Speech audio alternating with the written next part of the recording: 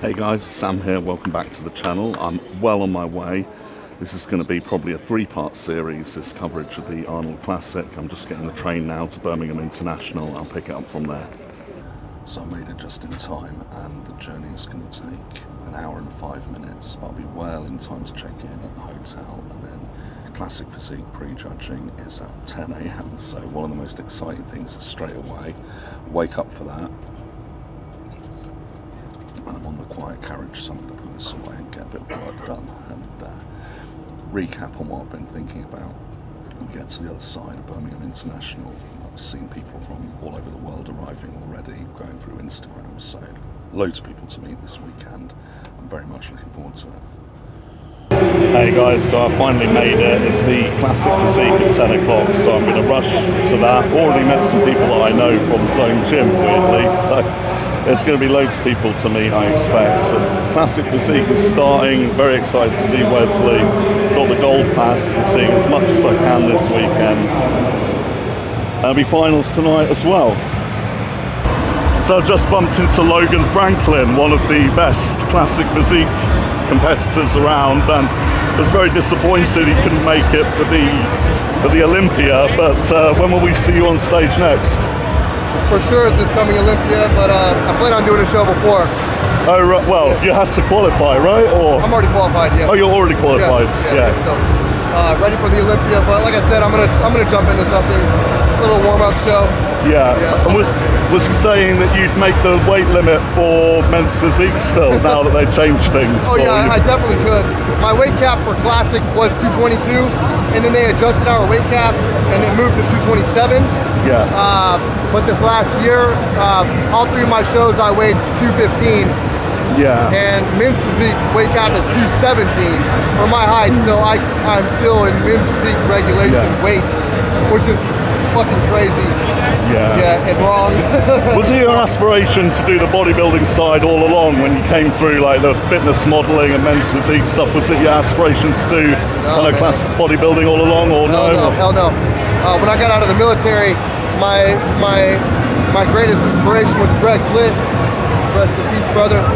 And I wanted to follow in his footsteps, you know? Yeah. Be a motivating guy as much as I could to pass on my story.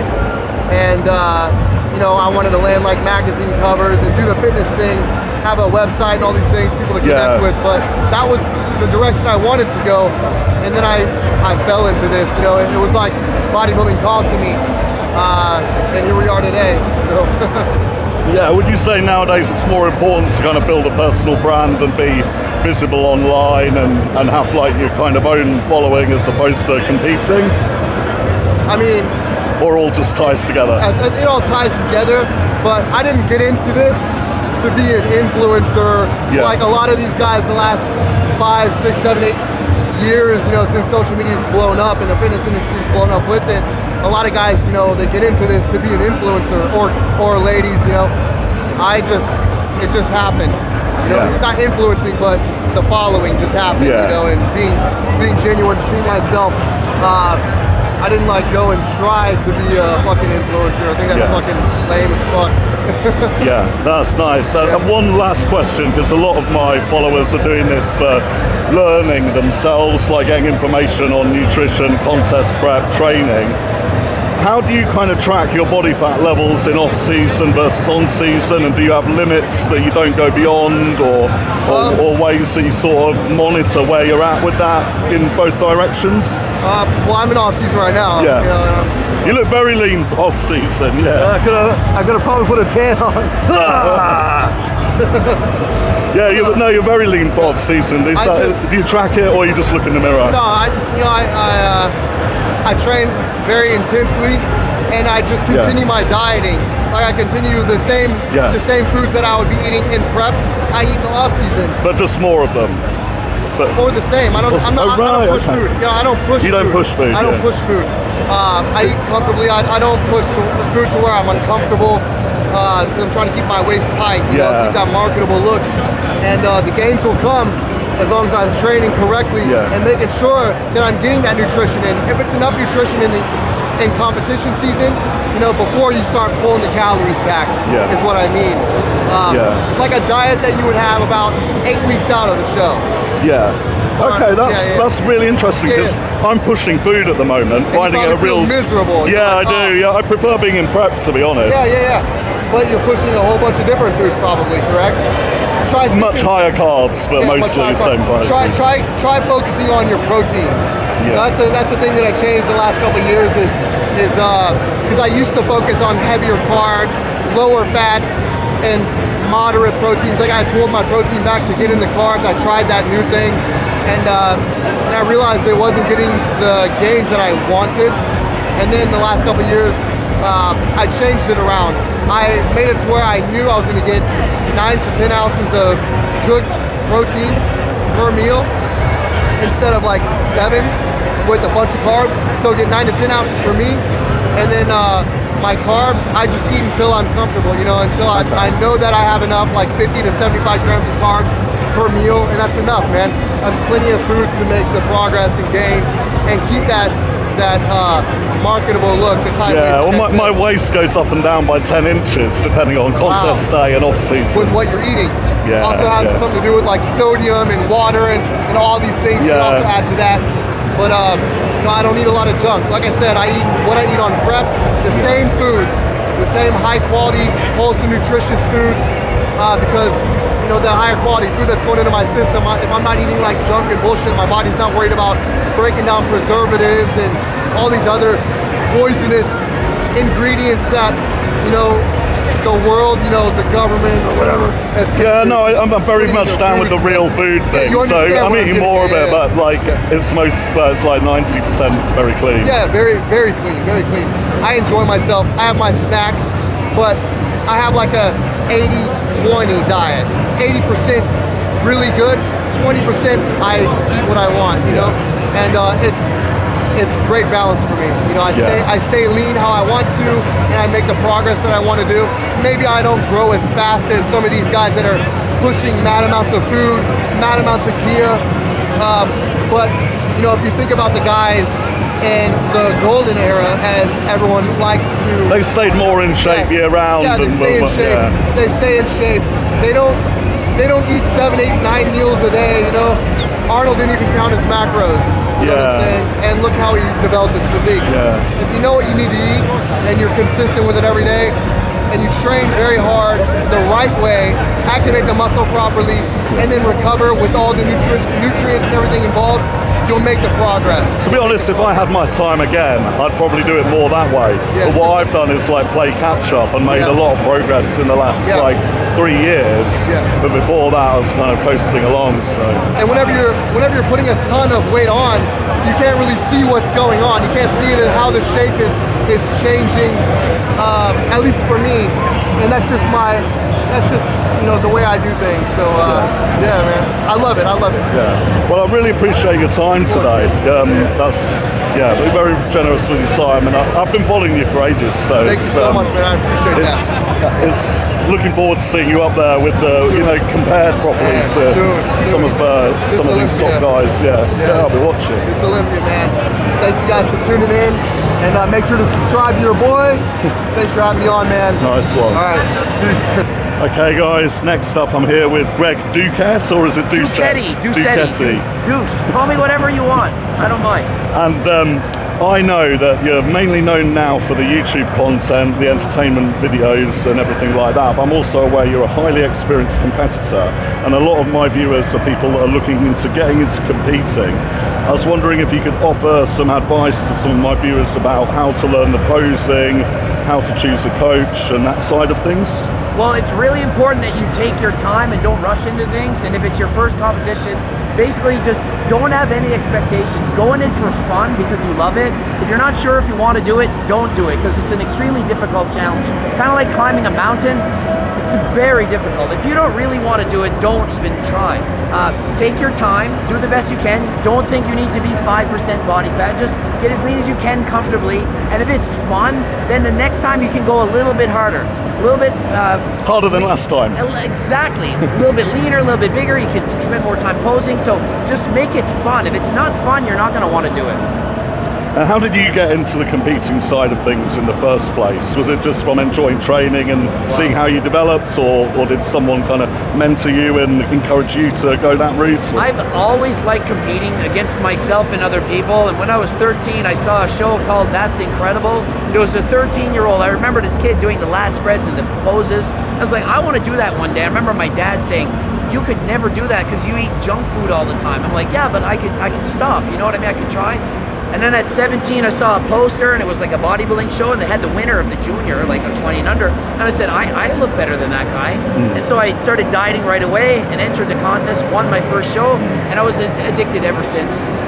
Yeah, that is so good. But I'm really glad that you moved over to like the education side and the content and stuff, because even though the videos are entertaining, I found a lot of really useful bits in there. Like the last one you did where you showed the footwork and the posing for classic physique and the transitions. It's really useful stuff. Will we see more like little bits carrying on like that? Entertainment, how do I say that? Not entertainment, but like edutainment. Is that even a word at the same time? So when I make a video, I always think, okay, it has to be funny, it has to be interesting, and if they add some education to that at the same time, then that's a bonus. So I'm absolutely going to keep doing that, but I can't just do only education, or people won't watch. Same thing as people say, well, why don't you just speak? I'm sort of finding that, because I started with wanting to just like educate, and I was sat in a chair and no one watches it unless there's a little bit more like jokes and action going on. Yeah, it's so much more important to get people to watch you, because if no one's watching you, who's learning anything? I'd rather teach one thing and have 1 million people watch it than 10 things and have 10 people watch it. Yeah, this is it. So on that note, we'll finish with a silly one. I know you're a bit of a specialist in natty or nots and stuff like that. Do you think I'm natty or not? Not looking natty at all. Don't look at all natty. You heard it here, guys. Not at all natty. There you have it. Cheers, Greg. Cheers. Thank you. No.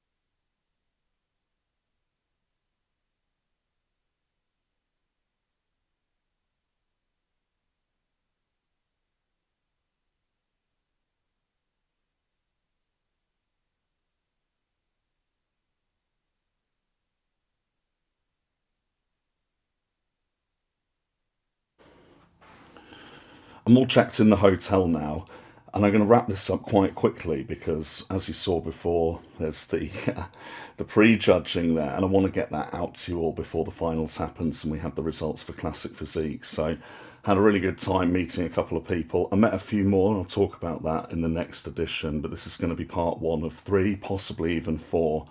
And I want to get all this online to document the prejudging before the finals for Classic Physique there, and comment on it at length a little bit afterwards once we got the result, but just want to get that out there. I found it really entertaining. Obviously, it was great to see them in person. Urs, I thought, was way better in person than I ever realised. And I think they switched them around quite a lot just to compare properly, put on a full show, and leave it a mystery as to what the result will be in the finals, rather than having the same in the middle all the time. But all looks amazing, inspiring stuff, and I'm going to wrap this up now, get it uploaded, get it out to you so you can see the full video of prejudging for Classic for Physique, the main thing that I'm interested in bodybuilding wise. And any questions about today or comments, pop them below. Remember to subscribe if you want to see the rest of the series and all my other content on explaining bodybuilding and that. Cheers.